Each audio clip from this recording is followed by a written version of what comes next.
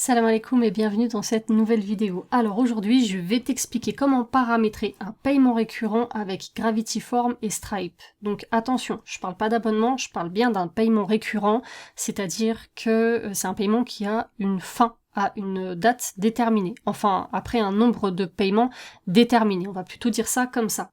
Alors, Gravity Form, c'est un super outil pour faire des formulaires de toutes sortes, mais aussi pour accepter des paiements sur ton site. Si tu n'as pas un e-commerce, si tu es infopreneur, si tu vends que ce soit des services ou des produits dématérialisés, voilà, ça peut être une alternative à WooCommerce ou autre, parce que bon, voilà, on n'a pas besoin, ça c'est quand même spécifique au e-commerce, tandis que là, en tant qu'infopreneur, on a quand même d'autres besoins. Donc c'est ça qui va nous intéresser aujourd'hui et plus précisément les paiements récurrents avec un nombre, donc comme j'ai dit, limité. En gros, pour permettre à tes clients de te payer un certain montant de manière échelonnée. Par exemple, tu vas vendre une formation 3000 balles, tu veux voilà, pouvoir permettre à tes clients de payer donc soit en une fois, soit en 3 fois, soit en 5 fois. Voilà, il faut que ce soit... c'est toujours compliqué, il faut acheter des outils, des modules supplémentaires qui peuvent être chers alors qu'on n'en a pas besoin. Donc pour ce tuto, je pars du principe que tu sais utiliser Gravity Form. Si t'es arrivé jusqu'ici, c'est qu'a priori tu l'utilises déjà et que tu as envie de trouver une solution à ce problème précis. Donc je vais pas m'attarder sur les détails et te montrer directement ce que tu es venu chercher dans cette vidéo. La première étape, il faut que ton formulaire soit prêt. Peu importe les options de produits, que le montant soit libre ou défini. Donc là, j'ai déjà préparé un formulaire histoire d'illustrer la vidéo. Donc il va falloir bien sûr qu'il y ait des informations obligatoires, donc l'identité bien sûr de la personne, son adresse, le téléphone, l'email, bon le téléphone c'est pas forcément obligatoire, et bien sûr donc le nom de ton produit, donc comme je t'ai dit c'est pas forcément, c'est pas figé, tu peux utiliser voilà toutes les options qui sont proposées dans le produit, même un montant libre, il n'y a pas de souci. Le total, bon c'est pas forcément obligatoire, mais si tu vends plusieurs choses, voilà, c'est intéressant d'avoir le total, et aussi ça peut être utile pour le paiement ensuite. Et bien sûr, le champ de Stripe. Donc ensuite, une fois que tu as créé ton formulaire, donc bien sûr ça ne s'affichera pas tant que tu seras pas allé dans les paramétrages de Stripe, moi j'ai déjà fait, c'est pour ça que ça s'affiche. Donc une fois que tu as préparé ton formulaire, tu vas aller dans Réglages et dans Stripe. Donc jusqu'ici, normalement, tu sais faire. Et là, donc si c'est un nombre de paiements fixe, c'est-à-dire si ton produit, tu vas le vendre en 5 fois et c'est tout. Tu vas pas proposer d'autres solutions de paiement, ni en une fois, ni en 10 fois, ni en 2 fois, non. Juste en 5 fois, c'est juste pour un exemple, tu n'auras besoin que d'un seul feed. Par contre, si tu veux proposer plusieurs échelonnements possibles, donc comme je l'ai dit, soit en une fois, soit en 3 fois, soit en 5 fois, par exemple, pour illustrer, dans ce cas-là, il va te falloir 3 feeds. Il va te falloir un feed par option de paiement. Donc, le premier feed, c'est si la personne paye en une seule fois, tu vas le mettre en produits et services. Là, il n'y a rien de spécial à faire. Voilà, tu as juste à faire tes paramétrages normaux. Seulement, ici, tu vas activer la logique conditionnelle et tu vas donc chercher ton produit, le nom de ton produit. Alors, soit le nom de ton produit, soit, attention, parce que moi j'ai fait l'exemple avec un seul produit, mais tu peux vendre plusieurs choses et à la fin mettre par exemple une question, choisissez votre option de paiement, et là la personne va choisir une fois, 3 fois, 5 fois, et c'est ça que tu devras aller chercher dans ta logique conditionnelle. Pas, moi j'ai qu'un seul produit, c'est pour ça que j'ai fait comme ça, mais j'aurais pu faire autrement, j'aurais pu poser la question plus loin, voilà, quelle est l'option de paiement que tu souhaites, et donc c'est ça que tu iras chercher ici dans ta logique conditionnelle. Voilà, normalement c'est ce que tu auras mis en titre qui s'affichera, quelle option de paiement, et donc là tu choisiras le choix du paiement en une fois. Et donc il faut que le paramétrage soit basé sur le total du formulaire, parce que tu peux aussi choisir de le baser sur un produit en particulier, mais là c'est pas ce qui nous intéresse. Donc ça c'est pour le paiement en une fois, il n'y a rien à faire, c'est basique. Ensuite, pour les paiements en 3 fois et 5 fois, donc on va devoir les mettre en abonnement. Forcément, parce qu'il va y avoir plusieurs paiements. Donc tu peux le nommer, c'est comme ça que normalement ça s'affichera sur Stripe, pour reconnaître. Donc paiement en 3 fois, tu le nommes après de la manière dont tu souhaites.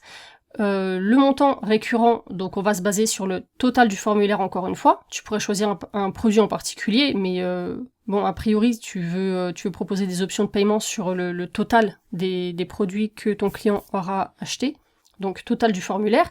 Cycle de facturation. Donc, attention, parce qu'en général, ici, ça va être réglé sur une semaine. Donc, tu mets bien un mois, sauf si tu vends des produits qui sont renouvelables à l'année, bah, tu mets à l'année. Enfin, tu mets le choix qui te correspond ici.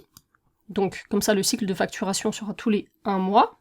Ensuite, ici, bon, il n'y a rien de changé. Tu mets les informations. Donc, obligatoirement, ils vont te demander l'email du client. Ici, tu peux choisir la description. Donc moi j'ai qu'un seul produit, donc j'ai mis le nom du produit. Après t'es pas obligé, tu peux laisser vide. Hein. Et donc encore une fois, la logique conditionnelle, je l'ai bien paramétrée sur donc le nom du produit, mais j'aurais pu mettre option de paiement en 3 fois. Donc 3 fois 1000 €. Voilà. Et ensuite, donc pour le paiement en 5 fois, c'est exactement tout pareil. Sauf qu'ici, j'aurais choisi en 5 fois la logique conditionnelle, le nom de l'abonnement, etc. Voilà. Donc, mes 3 feeds sont créés. Il faut bien faire attention au nom de chaque feed. Tu peux les renommer, hein. Ça c'est toi qui souhaites. Tu peux mettre paiement 3, paiement 3X pour dire paiement 3 fois. Enfin bref, ça c'est toi qui vois, tu peux laisser comme ça, tu peux renommer, il n'y a aucun souci avec ça. Donc, une fois que tout est prêt sur ton site, il va falloir rentrer un code dans tes FTP. Donc le code, je ne l'ai pas inventé. Hein. C'est sur la documentation de Gravity Form qu'il le donne. Mais je comprends bien que ce n'est pas accessible à tout le monde. C'est le but de cette vidéo d'ailleurs, c'est de le rendre compréhensible pour tout le monde. Donc c'est ce code qu'il faudra copier, modifier selon ton cas de figure, et coller donc dans un fichier de tes FTP. Donc bien sûr, prérequis, il faut au moins que tu saches où trouver tes FTP. Le reste, je vais te le montrer, t'inquiète pas. Donc voilà, tu es dans tes FTP, tu vas chercher donc le dossier de ton site. Dans le dossier de ton site, tu vas chercher le dossier qui se nomme WP Content. Et dans WP Content, tu vas chercher le dossier qui se nomme thème. Dans thème, encore une fois, tu vas chercher le dossier de ton thème actif. Donc attention, je parle bien du thème actif sur ton site, parce que voilà, ça peut arriver qu'on ait plusieurs thèmes, les autres on s'en fiche, c'est le thème actif qui nous intéresse. Ceci dit, si jamais il t'arrive de changer de thème par la suite, il faudra refaire ces manipulations sur ton nouveau thème actif. Donc, moi j'utilise Divi, donc j'ouvre mon dossier Divi, et dans mon dossier Divi, je vais chercher le fichier fonction.php. Je vais cliquer sur Edit, donc pour le modifier. Et ensuite, je vais descendre tout en bas, comme ça je le retrouve plus facilement. Et je vais ajouter ma ligne de code et la modifier. Donc t'en fais pas, la ligne de code, bon déjà je vais te mettre le lien de Gravity Form, mais je vais aussi le copier-coller sous la vidéo. Donc je copie le code, voilà, donc je saute souvent des lignes, tu peux aussi mettre ça, /,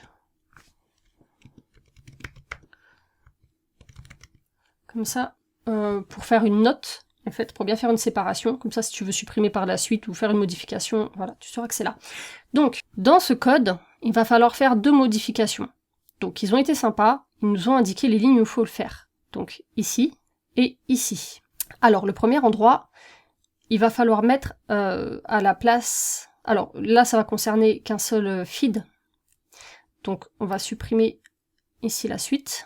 Si jamais tu as plusieurs formulaires qui proposent aussi plusieurs fonctions de paiement, et que c'est toujours les mêmes échelonnements que tu proposes, tu pourras rajouter les différents feeds au même endroit. C'est pas la peine de recréer, de recopier-coller le code si, par exemple, voilà, t'as 10 formulaires qui utilisent exactement les mêmes échelonnements, 1 fois, 3 fois, 5 fois, ou n'importe quoi. C'est pas la peine de recopier-coller pour chacun d'entre eux. Pour tous tes formulaires où, par exemple, tu offres le paiement en 3 fois, et ben tu vas copier le nom du feed ici. Et pour ajouter, il suffit de mettre une virgule et voilà, de remettre entre guillemets le nouveau nom de feed. Donc là, moi ça ne m'intéresse pas, donc je supprime celui-ci, mais j'aurais très bien pu le garder. Si c'est pas clair ce que je dis, n'hésite pas à me le dire en commentaire, que je comprends que tout le monde ne comprenne pas ma logique. Alors, donc ici, comme c'est noté, il va falloir mettre le nom du feed. C'est pour ça que je t'ai dit de faire attention à ça. Donc là, on est sur le paiement en 3 fois. Et donc, le nom du feed, donc c'est pas celui-ci, c'est Stripe Feed 2. Ah, paiement en 3 fois, c'est bien ça. Donc, hop, je vais coller le nom du feed ici. Et ici, tu vas mettre le nombre de paiements que tu veux pour ce feed. Donc bon, là, ça tombe bien, c'est d'emblée 3, c'est ce qui nous concerne. Donc on va laisser le 3. Ensuite, on va répéter la même opération. Alors, je vais copier. Là, je vais mettre paiement en 3 fois. Voilà, comme ça te permet de savoir de quoi il s'agit. Donc, hop. Et là, je vais mettre paiement en 5 fois. Et donc, je reproduis la même chose. Je vais donc chercher le nom de mon feed du paiement en 5 fois. Bon, j'aurais pu simplement modifier le 2 en 3. Et donc, ici, count, je vais mettre 5. J'enregistre les modifications. Et c'est fini. Donc tu peux faire le test, je l'ai fait moi-même pour être rassurée. La première fois que j'ai utilisé, j'ai fait un paiement de 1 € par jour sur 2 jours ou 3 jours, je sais plus, pour vérifier que j'étais bien débité uniquement 2 ou 3 jours. Et voilà, en effet, ça a bien fonctionné et l'abonnement était bien noté en annulé au bout, à l'issue du nombre de jours que j'avais fixé. Donc si tu veux être rassuré, tu peux faire la même chose en paramétrant simplement ici à jour au lieu de mois. Voilà, comme ça tu peux faire le test sur quelques jours histoire d'être rassuré. Et le programmer sur 2 ou 3 jours. Voilà, donc hop, si tu mets 2 à la place de 3 ou tu laisses 3, après c'est toi qui vois le...